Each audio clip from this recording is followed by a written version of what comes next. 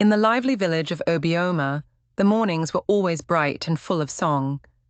The roosters crowed before the sun rose, women tied colourful wrappers and balanced water pots on their heads, and children hurried to sweep the compound or fetch firewood. Beneath the giant mango tree in the village square, elders gathered to tell stories while goats wandered about nibbling on leaves. In this busy, happy place lived a girl named Adora. Adora loved to wear her pink African fabric, decorated with tiny golden flowers. Her neatly plaited cornrows, with little beads at the ends, clicked together like music whenever she walked or turned her head. Adora was cheerful and quick-witted, but she had one little weakness: she didn't like chores.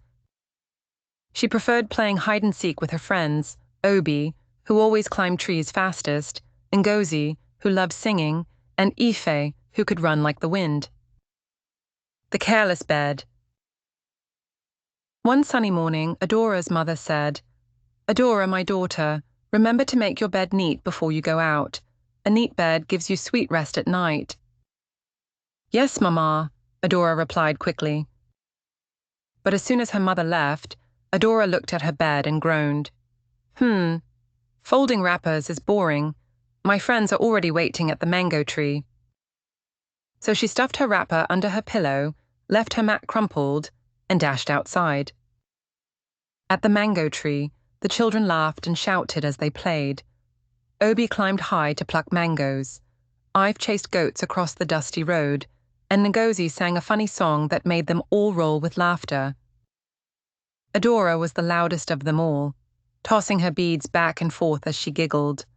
She had so much fun that she completely forgot about her bed. A sleepless night.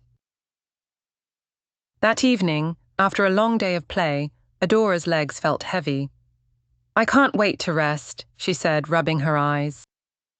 But when she entered her hut, she frowned. Her mat was all twisted, her wrapper was wrinkled, and her pillow had become as hard as a stone. She tried to lie down, but the mat scratched her skin and the pillow poked her ear. "Oh no," Adora groaned, turning from side to side. "This is worse than sleeping on rocks." She barely slept that night. Mosquitoes buzzed around her, and each time she moved, the crumpled wrapper tangled her legs. By morning, Adora's eyes were red, and her face looked tired. When she went outside, her friends burst out laughing. "Adora, did you fight a lion in your dreams? Look at your face," Obi teased. Ngozi giggled. Maybe she wrestled a goat in her sleep. Adora felt embarrassed. "I didn't fight anyone," she muttered. "My bed was just uncomfortable." Mama's wisdom.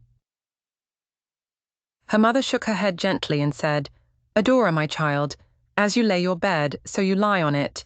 If you make it well, you will sleep well. If you leave it messy, you will suffer. Life is the same. What you do today decides how tomorrow feels." Adora thought about her mother's words all day. A new beginning. The next morning, Adora woke up early. She stretched her arms and smiled. "Today, I will try." Carefully, she spread her mat flat, smoothed out every corner, folded her wrapper neatly, and placed her pillow just right. When she returned home that night after playing under the mango tree, her bed looked so neat it seemed to call her name. She lay down, and instantly, the bed felt soft and welcoming. Adora smiled and whispered, "This is the sweetest sleep ever." From then on, Adora always made her bed before running off to play.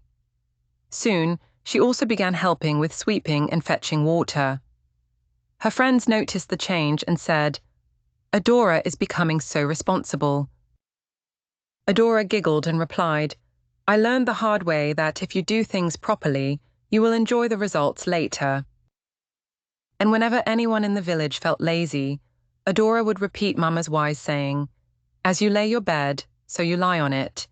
Please like, share, and subscribe to my channel. Bye.